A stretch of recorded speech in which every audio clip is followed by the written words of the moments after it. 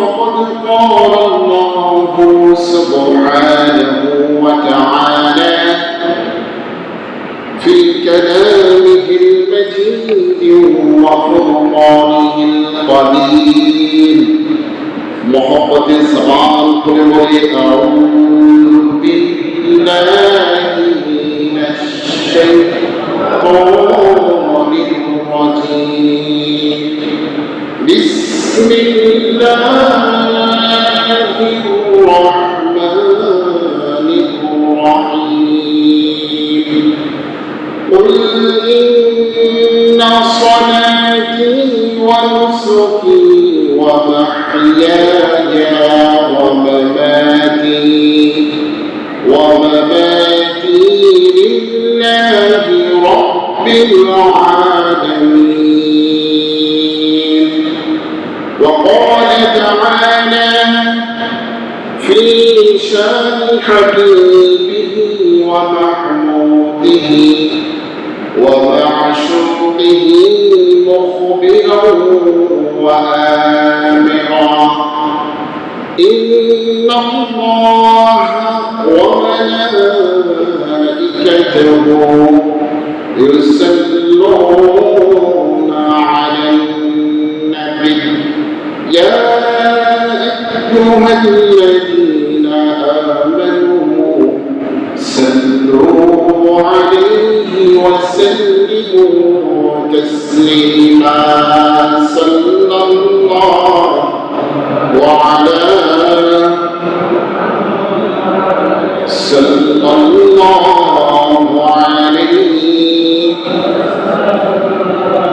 صلى الله على محمد صلى الله عليه قوة عشق हर उसको बना कर दे दहली उसमें मुहम्मद से उजाला कर दे सल्लल्लाहु अलैहि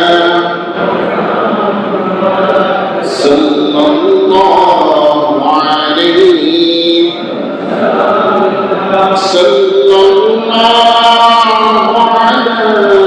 Muhammad sallallahu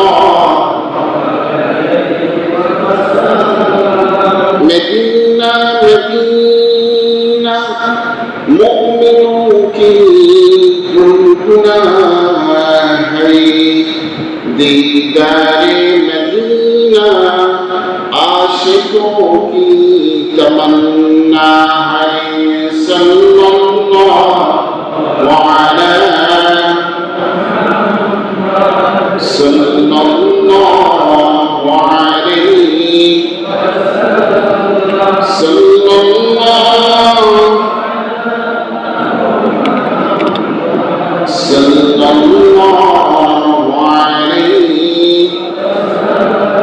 একটু মোহব্বতে জিকির করি লা ইলাহা জোরে লা ইলাহা ইল্লাল্লাহ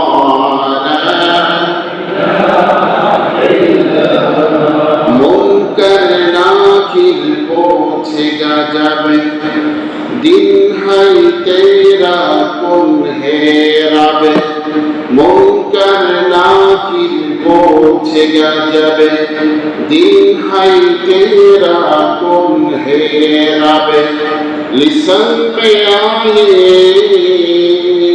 कलिमे तैयब ला इलाहा जो ला इलाहा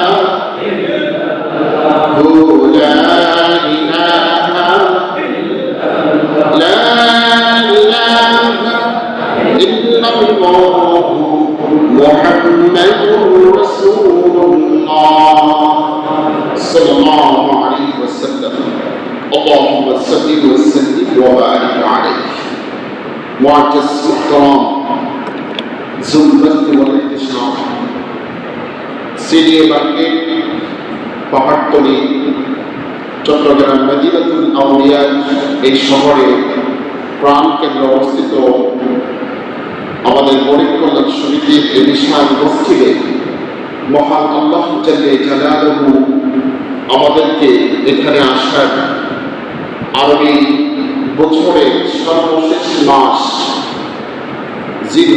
জিলহজের শেষ জুমার নামাজ পড়ার অথবা চতুর্থ জুমার নামাজ পড়ার তৌফিক আল্লাহ তাআলা আমাদেরকে দান করেছেন। আমরা সকলে বলছি আলহামদুলিল্লাহ। উপস্থিত রয়েছেন আমাদের পাহাড়তলীর সিনিয়র মার্কেট গরিব কল্যাণ সমিতির সম্মানিত মান্যবর সভাপতি মহোদয় এবং এই কল্যাণ সমিতির সমস্ত কর্মকর্তা নেতৃবৃন্দ, দূর দূরান্ত থেকে আগত আমার প্রাণপ্রিয় মুসলিম গ্রাম, সকলের খেদমতেই নিবেদন করছি ইসলামী সম্ভাষণ সালাম। আসসালামু আলাইকুম ওয়া রাহমাতুল্লাহ। আপনারা সবাই কেমন আছেন? আমরা যখন ভালো থাকি শুকরিয়া আদায় করতে হবে কার? আমরা আমাদের জীবনে ভালো থাকি বেশি না খারাপ থাকি বেশি? সবাই বলেন, ভালো থাকি বেশি না খারাপ থাকি বেশি? আমরা ভালো থাকি বেশি, ঠিক কিনা?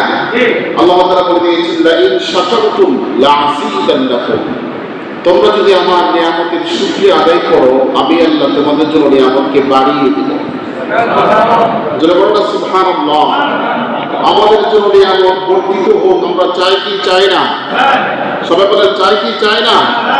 আমরা সেই জন্য রব্বে কারীমের শুকরিয়া আদায় করে আবারও বলছি আলহামদুলিল্লাহ। আরেকটু জবান করে বলছি আলহামদুলিল্লাহ।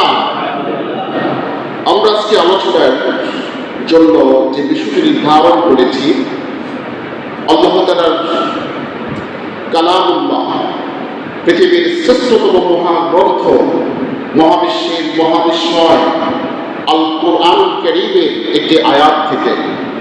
আমরা জানি পৃথিবীতে সবচেয়ে নির্ভেজাল বিশুদ্ধ কথা কার হতে পারে?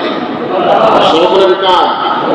আমাদের কথা ভুল হতে পারে কিন্তু আল্লাহ তাআলার কথায় কোনো ভুল এই আমরা সেখান থেকে কথা শুনবো। আল্লাহ তাআলা বলে দিয়েছেন, কালিমাতুল্লাহি আল-উলিয়া, এই পৃথিবীতে আল্লাহ তাআলার কথা থাকবে সবার উপরে, ঠিক কিনা বলেন? আমরা সেই কোরআন কারীম থেকে কথা শুনবো। কারণ হচ্ছে কোরআন কারীম এটি এমন একটি গ্রন্থ, এটি সাধারণ কোনো কিতাব না, সাধারণ কোনো বই না। বিজ্ঞানীরা বলে দিয়েছেন, the Quran is not only a divine book, কোরআন কারীম শুধুমাত্র একটি আসমানি কিতাবই নয়, but it is complete comprehension scientific code of life. সুবহানাল্লাহ। এটি হচ্ছে মানব জাতির কল্যাণময় গ্রন্থ, মানব জাতির হেদায়েতের একমাত্র প্রদীপ এবং এটি বিজ্ঞানসম্মত কোরআন। সুবহানাল্লাহ। এই কোরআন কারীম থেকে আমরা কথা শুনব। আপনাদের খেদমতে আমি একটি আয়াতে কারিমা তেলাওয়াত করেছি। এই আয়াতটি হচ্ছে সূরাতুল আনআম এর 162 নম্বর আয়াত। প্রথমে এই আয়াতে কারিমার সরল তর্জমা, তারপরে ইনশাআল্লাহ আমরা নির্ভরযোগ্য মুফাসসির এবং নির্ভরযোগ্য মুহাদ্দিসদের দৃষ্টিকোণ থেকে এই আয়াতে কারিমাকে বোঝার চেষ্টা করব ইনশাআল্লাহ। এই আয়াত থেকে আমাকে কিছু কথা বলার, আমি যেন সুন্দর করে এই আয়াত কারিমার সঠিক কথাগুলো আপনাদের সামনে উপস্থাপন করতে পারি, আপনাদের কাছে আমি দোয়া চাচ্ছি। আপনারা যাতে করে শুনতে পারেন আপনাদের জন্য আমি দোয়া করছি। সর্বশেষ আমরা যেন এই আয়াতের উপর, এই আয়াতের হক আদায় করে যাতে করে আমল করতে পারি, সকল বলুন আল্লাহুম্মা আমিন। ইরশাদ হচ্ছে, হে প্রিয় রাসূল আপনি বলেন, ইন্না সলাতি, আমার সলাত, ওয়া নুসুকি, আমার নুসুক, ওয়া মাহইয়ায়া, আমার জীবন, ওয়া মামাতি, আমার মৃত্যু, লিল্লাহি রাব্বিল আলামিন। সুবহানাল্লাহ বলেন। আমরা সকলে একটু খেয়াল করবো, এই আয়াতে 4টে জিনিসের কথা বলেছেন। কয়টি? আমরা আজকে 4টে জিনিসকে বুঝে যাব। এক নম্বর হচ্ছে সলাতি, সলাতের অর্থ হচ্ছে নামাজ, সলাতের অর্থ কি? 2 নম্বর হচ্ছে নুসুকি, নুসুকের অনেকগুলো অর্থ আছে, বিশেষ করে এর অর্থ হচ্ছে ত্যাগ করা। 3 নম্বর হচ্ছে আমাদের গোটা জীবন জন্ম থেকে মৃত্যু পর্যন্ত, আর 4 নম্বর হচ্ছে আমাদের মৃত্যু ইন্তিকাল। এই 4টে জিনিস আল্লাহ করে আয়াতে হিসাব করে বলছেন, এই 4টে জিনিস কার জন্য হবে? আল্লাহ তাআলার জন্য। এটা হচ্ছে আয়াতের সরল তর্জমা। এবার আসুন আমরা এটার বিস্তারিত তাফসীর জানব ইনশাআল্লাহ। এই সূরার নাম হচ্ছে আনআম। আনআম শব্দের অর্থ কি আমাদেরকে জানতে হবে। আনআম শব্দের অর্থ হচ্ছে গৃহপালিত চতুষ্পদ পশু। আমরা গরু পালি, ছাগল পালি, ঘোড়া পালি, এগুলোকে আরবিতে বলা হয় আনআম। এই নামে কোরআন কারীমে একটা সূরা নাযিল করেছেন। সুবহানাল্লাহ বলেন। কোরআন কারীমে আল্লাহ তাআলা জুওলজি কোরআনের আয়াত নাযিল করেছেন, সূরা নাযিল করেছেন। জুওলজি হচ্ছে প্রাণীবিদ্যা। আল্লাহ তাআলা প্রাণীদের নামে কোরআনে বেশ কয়েকটি সূরা নাযিল করেছেন। এক নাম্বার হচ্ছে সূরাতুন বাকারা, গাভীর নামে সূরা। সূরাতুল আনআম চতুষ্পদ জন্তুর নামে সূরা। সূরাতুন নাহল মৌমাছির নামে সূরা। সুবহানাল্লাহ বলেন। আমরা ছোট্টবেলায় পড়েছিলাম মৌমাছি কোথায় যাও নাচি নাচি, দাঁড়াও না একবার ভাই। সুবহানাল্লাহ বলেন। মৌমাছির জবাব দেয়, ওই ফুল ফুটে পড়ে, যাই মধু আহরণে দাঁড়াইবার সময় তো নাই। সুবহানাল্লাহ বলেন। মৌমাছিকে প্রশ্ন করা হলো, মৌমাছি তুমি এত ব্যস্ত কেন? আমার সাথে দাঁড়ানোর সুযোগ তোমার নাই। মৌমাছি জবাব দেয়, আমার রব আমাকে আদেশ করেছেন 3টি জায়গায় বাসা বানানোর জন্য। আল্লাহ তাআলা বলে দিয়েছেন, ওয়াউহা রাব্বুকা ইলান নাহলি আন ইত্তাখিযী মিনাল জিবালি বুয়ুতান ওয়া মিনাশ শাজারি ওয়া মিম্মা ইয়ারিশুন। আল্লাহ তাআলা মৌমাছিকে অর্ডার করেছে, মৌমাছি তুমি পৃথিবীর 3টি জায়গায় বাসা বানাবে। একটি হচ্ছে পাহাড়ে। সুবহানাল্লাহ বলেন। চট্টগ্রাম পাহাড়ের শহর কিনা? 2 নম্বর হচ্ছে তুমি গাছের ঢালে ঢালে বাসা বানাবে। আর মানুষের ঘরের কানিষ্ঠের মধ্যে দরজার ফাঁকে আলমারির ভিতর তুমি বাসা বানাবে। সুবহানাল্লাহ বলেন। আমার রাসূল বলে দিয়েছেন, মৌমাছির মধুটি যদি কেউ খায় তার সমস্ত রোগ ভালো হয়ে যাবে। সুবহানাল্লাহ বলেন। শিফাউল লিন-নাস। আল্লাহ তাআলা কোরআন কারীমে সূরা নাযিল করেছেন পিপিলিকার নামে। কোরআন কারীমে সূরা নাযিল করেছেন ফিল, হাতির নামে। বলুন সুবহানাল্লাহ। এরপরে আল্লাহ তাআলা বোটানিক্যাল সায়েন্স, গাছের নামে কোরআন কারীমে সূরা নাযিল করেছেন। যেমন সূরাতুত তিন, ওয়াত-তিন ওয়াজ-যাইতুন। সুবহানাল্লাহ বলেন। তিন ফলের গাছ, জাইতুন ফলের গাছ। আল্লাহ তাআলা অ্যাস্ট্রোনমিক্যাল সায়েন্স নিয়ে কোরআন কারীমে সূরা নাযিল করেছেন। তারপর আল্লাহ তাআলা হিউম্যান অ্যানাটমি নিয়ে কোরআন কারীমে সূরা নাযিল করেছেন। এই কোরআনটা এটা জেরতের উপর কিতাব না। আপনি এমন কোনো গ্রন্থ সামনে আনতে পারবেন না যে গ্রন্থের মধ্যে মানব সৃষ্টির আগের ইতিহাস আছে। আদম সে ঈসা তক পৃথিবীর কোন নবী, কতজন নবী চলে গেছেন, কতজন জাতি গিয়েছেন, জাতিদের উত্থান পতন, মানুষের মৃত্যুর পরে পরবর্তী জীবনের কি অবস্থা, কি ব্যবস্থাপনা, জান্নাতের আচরণ কেই হবে, জাহান্নামের আচরণ কি হবে, এই সব বিষয়গুলো থাকার মতো কোনো গ্রন্থ নাই। একটাই গ্রন্থ আছে, আওয়াজ করে বলুন সেই গ্রন্থের নাম কি? বলুন কি? আলহামদুলিল্লাহ। আল্লাহ তাআলা আমাদেরকে সেই গ্রন্থ দিয়েছেন। আমরা সকলে আবারও বলছি আলহামদুলিল্লাহ। এই সূরাতুল আনআম আল্লাহ তাআলা গৃহপালিত পশু নিয়ে অনেক আয়াত নাযিল করেছেন। আল্লাহ তাআলা বলছেন, ওয়া ইন্না লাকুম ফিল আনআমি লা'iবরা নুসকিকুম মিম্মা ফি বুতুনি বাইনি ফারসিন ওয়া দামিন লাবানান খালিসা সাইগাল লিশ-শারিবিন। আল্লাহু আকবার। আল্লাহ তাআলা বলে দিয়েছেন, দুনিয়ার মানুষ নিশ্চয়ই তোমাদের গৃহপালিত পশুর জন্য তোমাদের শিক্ষা রয়েছে। এই গৃহপালিত পশুর কি তোমরা গবেষণা করো। আমি আল্লাহ গৃহপালিত পশুর পেট থেকে তার রক্ত আর গোবরের মিশ্রণ দিয়ে আমি খাঁটি সাদা দুধ বের করে বলেছি। সুবহানাল্লাহ। বিজ্ঞানীরা অবাক হয়ে গেছে, দুধ আল্লাহ তাআলা কিভাবে তৈরি করেন। আল্লাহ তাআলা এই আয়াতে বলে দিয়েছেন সূরাতুন নাহলের 66 নম্বর আয়াতে বলে দিয়েছেন, আমি গরুর যে দুধ বের করি, ছাগলের যে দুধ বের করি, এই দুধ গোবর আর রক্ত মিশ্রণ থেকে বের করে বলছে। সুবহানাল্লাহ। অথচ রক্তের রং হলো লাল, রক্তের রং কি? আর গোবরের রং সবুজ। অথচ দুধের মধ্যে সবুজের কোনো রং নাই, লালের কোনো রং নাই। সুবহানাল্লাহ। এই দবদবে সাদা দুধ বানিয়েছেন কে? আল্লাহ তাআলা বলে দিয়েছেন, সাইগন লিশারিবিন, যারা এই দুধ পান করবে তাদের জন্য রয়েছে সুস্বাদু, তাদের জন্য রয়েছে শেফা। সুবহানাল্লাহ।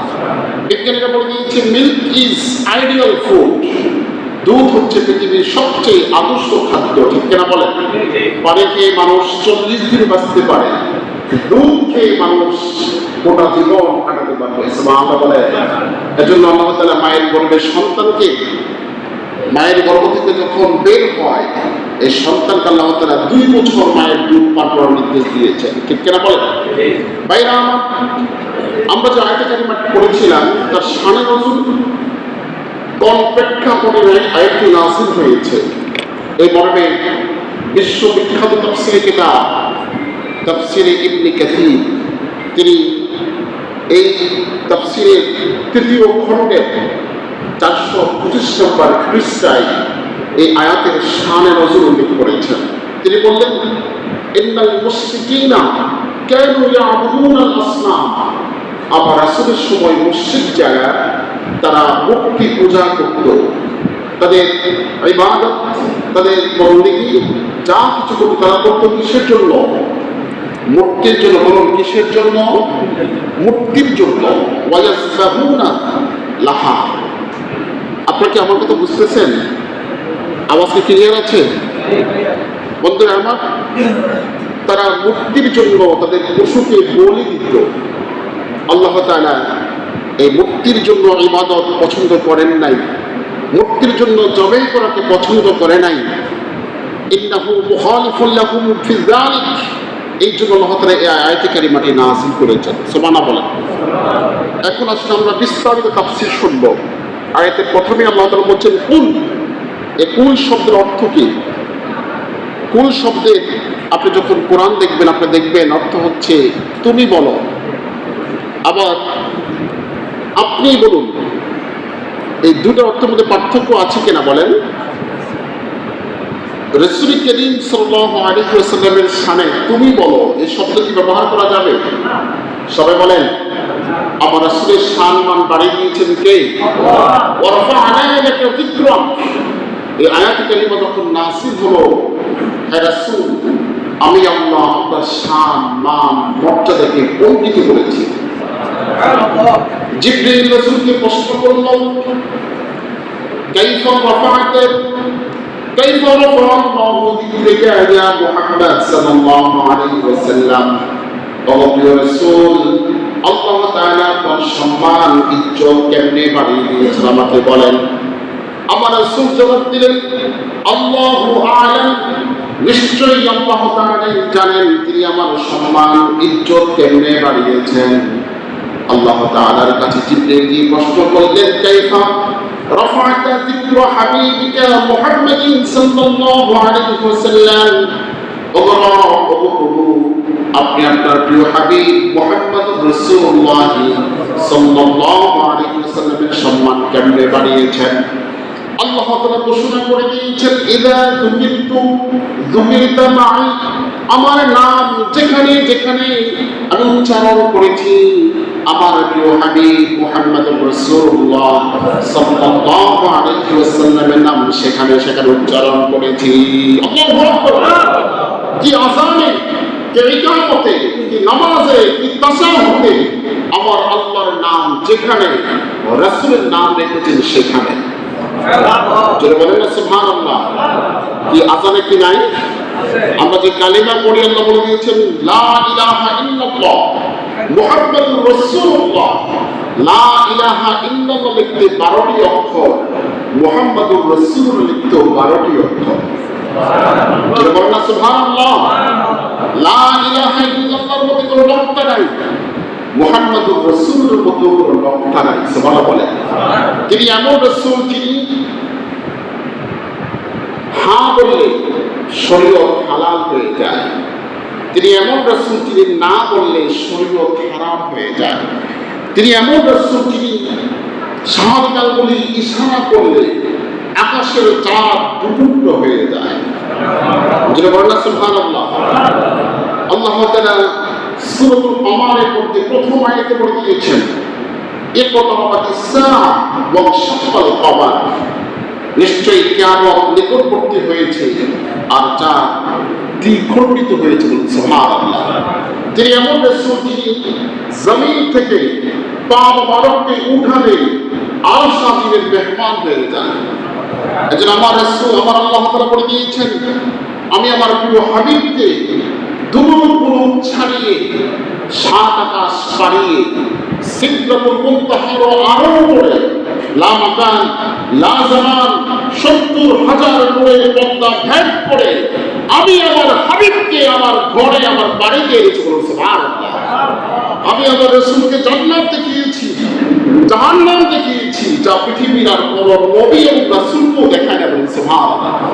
সেই রাসূলের সামনে যখন আমরা অনুবাদ করব, কোন তুমি বলো, এই অনুবাদ কি হবে? যেটা বলেন না, অনুবাদ করা যাবে? আমরা কি বলবো? হে সম্মানিত রাসূল, আপনি বলুন। সুবহানাল্লাহ। ঠিক কিনা বলেন? আমরা খেয়াল রাখবো যাতে করে আমরা রাসূলের সামনে কখনো বেয়াদবি না হয়। রাসূলের জন্য আমাদের ভালোবাসা আছে না নাই? রাসূলকে যদি কেউ গালি দেয় আমাদের হৃদয়ে রক্তক্ষরণ হয় কি হয় না? আমাদের কষ্ট লাগে কি লাগে না? আমি দেখতে চাই রাসূলের জন্য কারা কারা ভালোবাসা হাত উঁচু করে দেখান।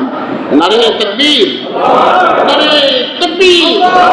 একটু দরুদ শরীফ পড়ুন। সালাতুন ইয়া রাসূলুল্লাহ, সালামুন ইয়া, সালাতুন ইয়া সালাম। আলহামদুলিল্লাহ। এই আয়াতে 4টি জিনিসের কথা বলা হয়েছে, আমরা সংক্ষেপে শেষ করছি। এক নম্বর হচ্ছে সালাত। সালাত দ্বারা আল্লামা জামাখশারি বিশ্ববিখ্যাত তাফসীর গ্রন্থ তাফসীরে কাশাফে তিনি উল্লেখ করেছেন যে এই সালাত দ্বারা হচ্ছে ইবাদতি কুল্লুহা, সমস্ত ইবাদতকে বোঝানো হয়েছে। নামাজ হচ্ছে সমস্ত ইবাদতের মূল। আমার আল্লাহ তাআলা বলে দিয়েছেন, ইন্নাস সালাতা তানহা আনিল ফাহশাই ওয়াল মুনকার, নিশ্চয় নামাজ হচ্ছে, নামাজ সমস্ত পাপাচার অন্যায় অবিচার থেকে মানুষকে বিরত রাখে। বলেন সুবহানাল্লাহ।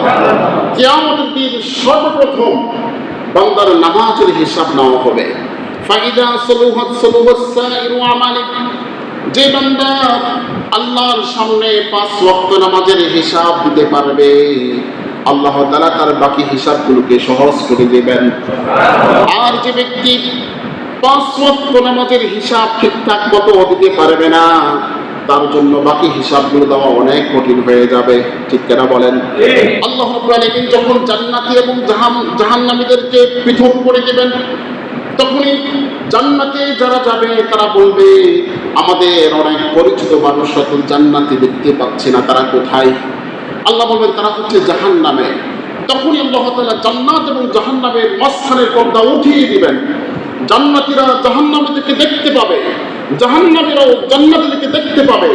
তখন যারা জান্নাতের, তারা প্রশ্ন করবে, মা সালাকা লাকুম, তোমরা কেন জাহান্নামে আসছো, তোমাদের কি অপরাধ? তখন তারা 4টি অপরাধের কথা স্বীকার করবে। যেটা বলেন না, কয়টি অপরাধ? সবাই বলেন কয়টি? 4টি। এর মধ্যে প্রথমে হচ্ছে লাম নাকুম মিনাল মুসাল্লিন, আমরা মুসল্লি ছিলাম না। নাউযুবিল্লাহ। বলতেছিলাম এই নামাজটি পড়তে হবে কার জন্য? আমরা কিন্তু অনেকে নামাজ পড়ি আল্লাহকে খুশি করার জন্য পড়তে পারি না। এই জন্য আমার আল্লাহ সূরাতুল মাউনে পড়ে দিয়েছেন, ফাওয়াইলুল লিল মুসাল্লিন, নামাজ পড়লেই শুধু হবে না, এই নামাজটি পড়তে হবে কার জন্য? আল্লাহর জন্য। না হয় এই নামাজ আমাকে ধ্বংস করে ফেলবে, জাহান্নামে নিয়ে যাবে। বন্ধুরা আমার, নামাজের অনেকগুলো বিষয় আমরা আলোচনা শুনব। নামাজের যে বিধিবিধানগুলো আছে আমরা ঠিকঠাক করব। নামাজ ঠিক করতে হলে আমাদের ওযু, পবিত্রতা, পোশাক সব কিছু ঠিক করতে হবে, ঠিক কিনা বলেন? আল্লাহ আমাদের সকলের নামাজগুলো কবুল করুন, আমিন। এখানে সালাতটি দ্বারা হচ্ছে সমস্ত ইবাদত কার জন্য হবে? আল্লাহর জন্য। আবার 2 নম্বর হচ্ছে নুসুকি। নুসুকি শব্দের শাব্দিক অর্থ হচ্ছে বিসর্জন। আমরা যে ত্যাগ করি, কোরবানি করেছি কিছুদিন আগে, আমরা নিজেদের জন্য পোশাক কিনেছি, পরিবারের জন্য আমরা হলদারি করি, পরিচয় করি, কি বলেন, মাসিক খরচ করি, এগুলো বিসর্জন কিনা? আমাদের ঘরে মহিলা যারা আছে তারাও সংসারে রান্না বান্না, সন্তান লালন পালন ইত্যাদিতে যে কাজগুলো করছেন এগুলো সবাই সবার মতো করছে, কিন্তু আমার আল্লাহ বলছেন এগুলো যা কিছু করবে কার জন্য করবে? সবাই বলেন কার জন্য?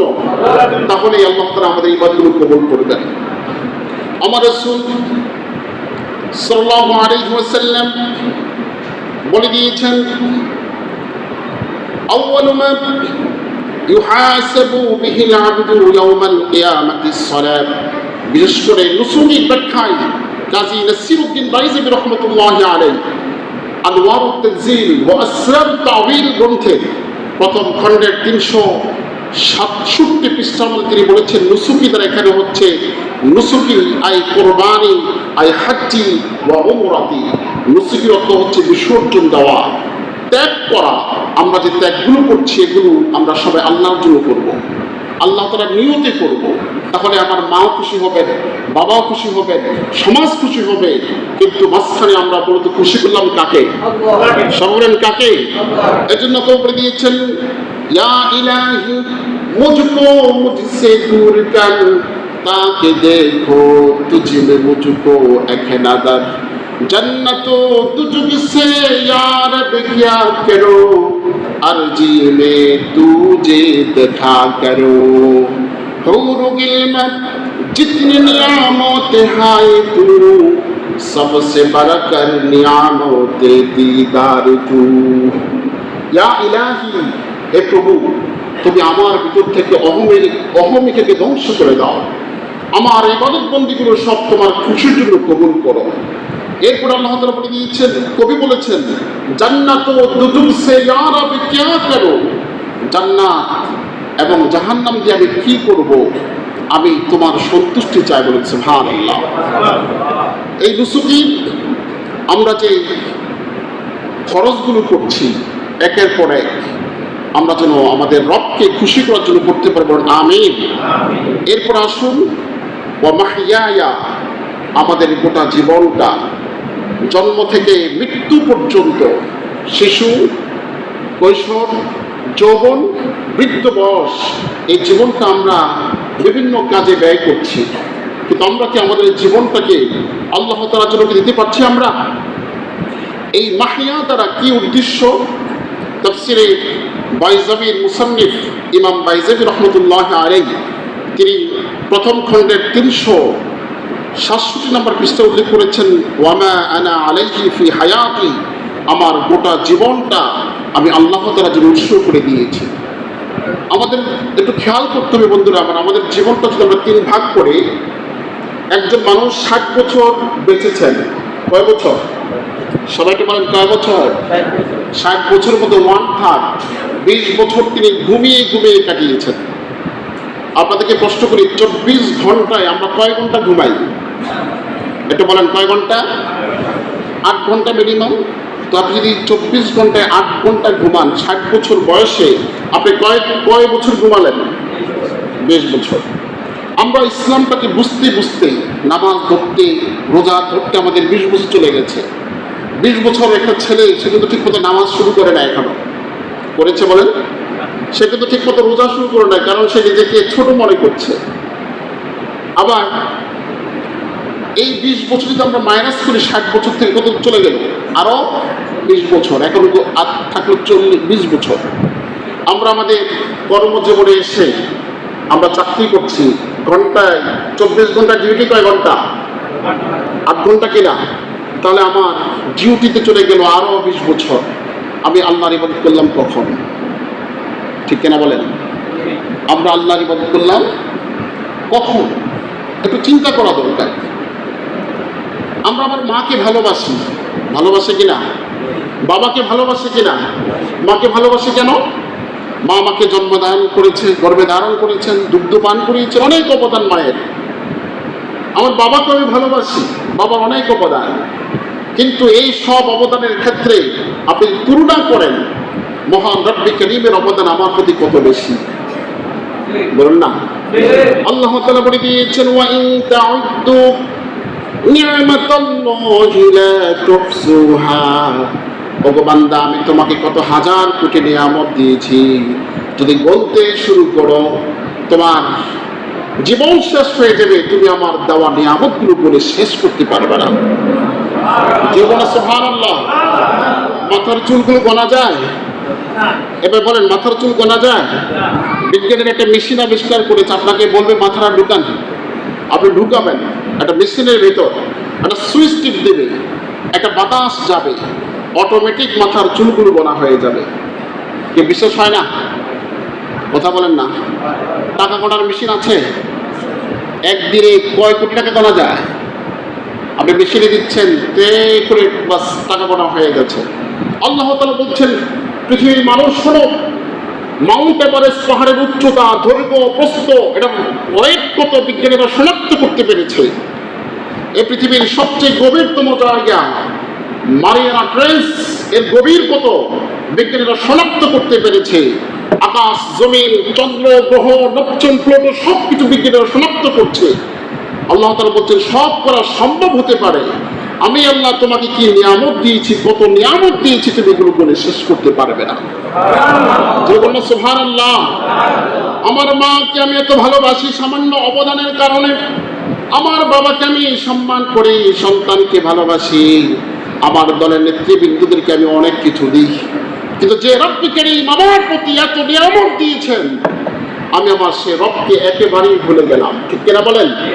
এই জন্য আল্লাহ তাআলা বলে দিয়েছেন, কুল, হে রাসূল আপনি বলেন, ইন্না সলাতি, আমার নামাজ মানে সমস্ত ইবাদত যা আমি করি সবগুলো কার জন্য?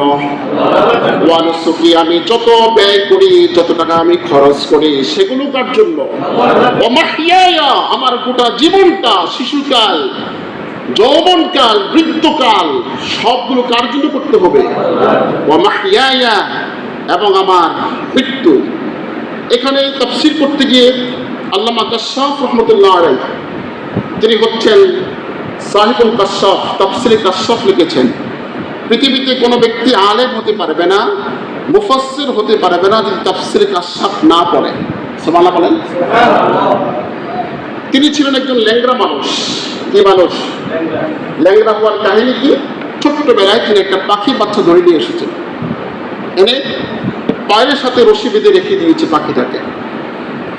পাখিটা উঠতে গিয়ে টান লেগে পা ভেঙে গেছে।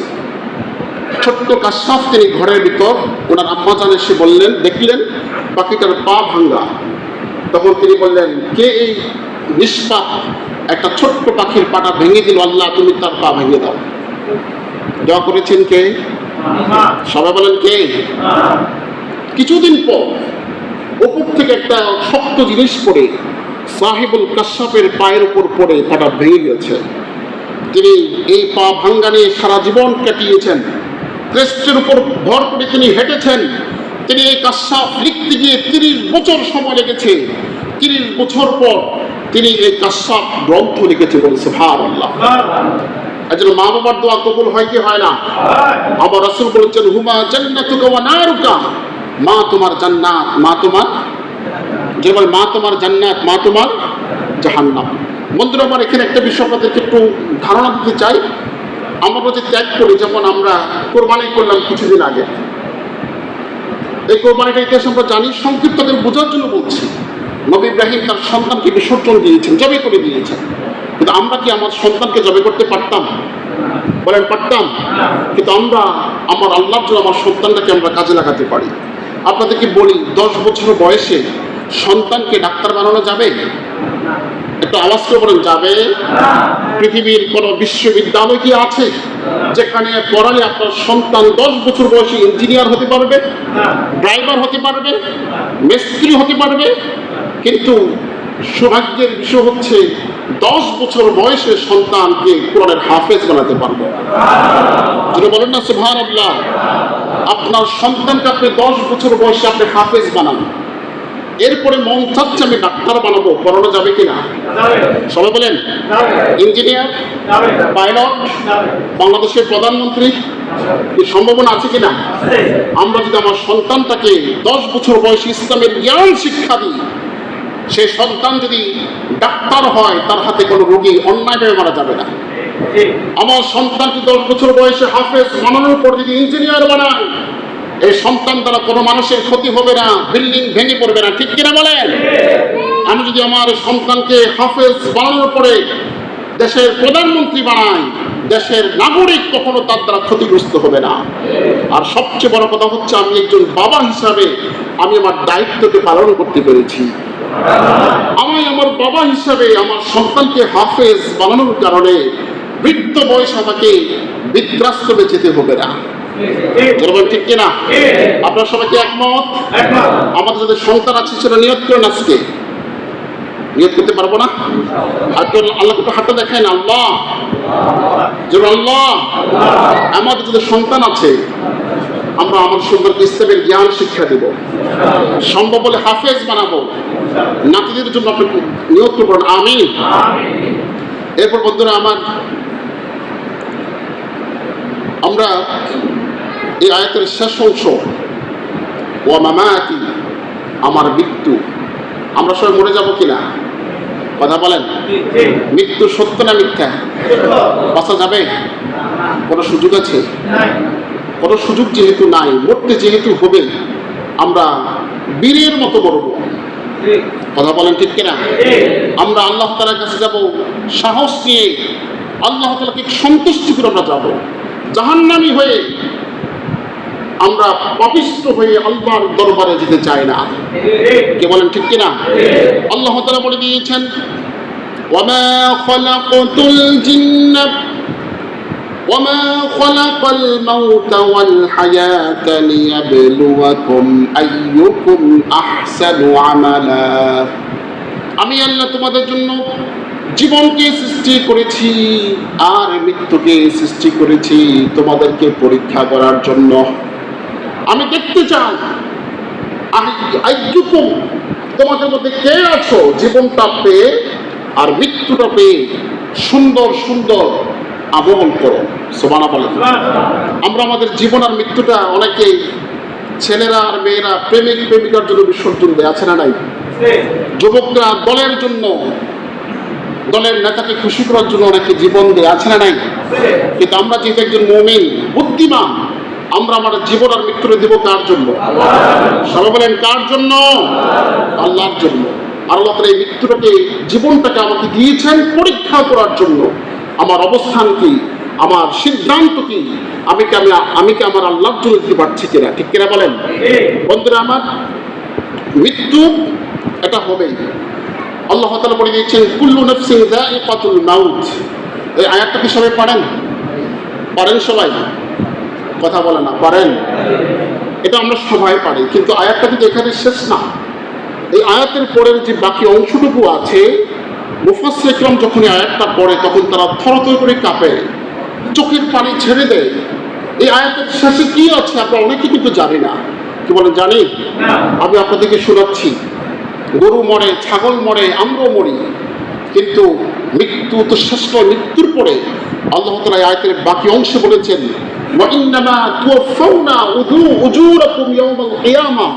তোমাদের মৃত্যু হওয়ার পরে আমি আল্লাহ তোমাদেরকে পাই টু পাই তোমাদের হিসাব আমলনামা তোমার সামনে উপস্থাপন করবো। সুবহানাল্লাহ বলেন। তুমি যা কিছু করেছো, এক যাররা হোক, ভালো হোক আর মন্দ হোক, আমি আল্লাহ তোমার সামনে উপস্থাপন করবো। সুম্মা তুওয়াফাউনা উজুরাকুম ইয়াওমাল কিয়ামা ফামান যুহজিহা আনিন নারি ওয়া উদখিলাল জান্নাহ।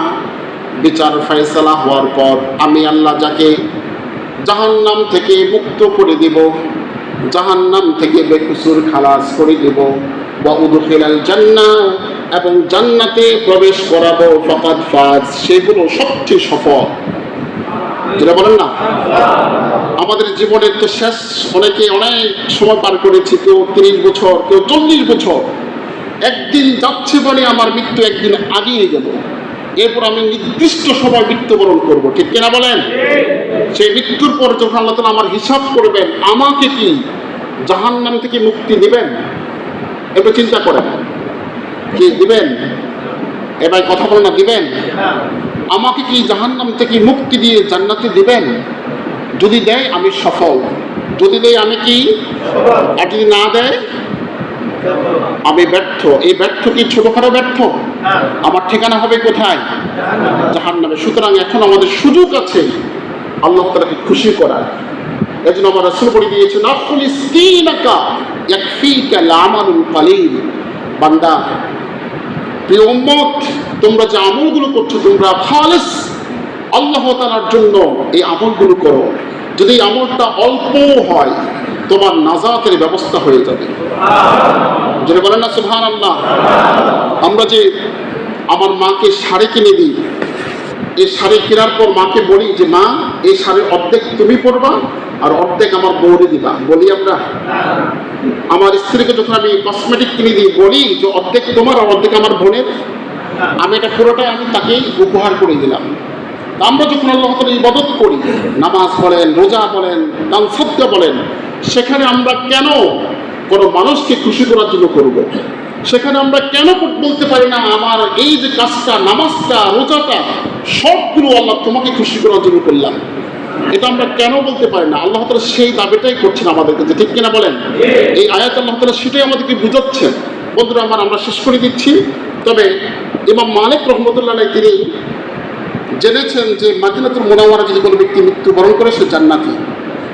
এটা শোনার পর তিনি মদিনায় চলে গেলেন।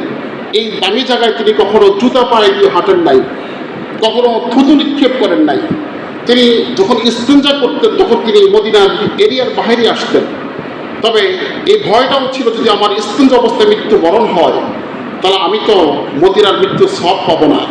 এজন্য তিনি তার পাকে মদিনার এরিয়ার ভিতরে রাখতেন আর তার বডিকে মদিনার বাইরে তিনি ইস্তিনজা করতেন। সুবহানাল্লাহ বলেন। একদিন ইমাম মালিকের স্বপ্ন হলো শেষবার মক্কা গিয়ে হজ করে আসবে, কিন্তু মৃত্যু কখন আসে তো জানে না।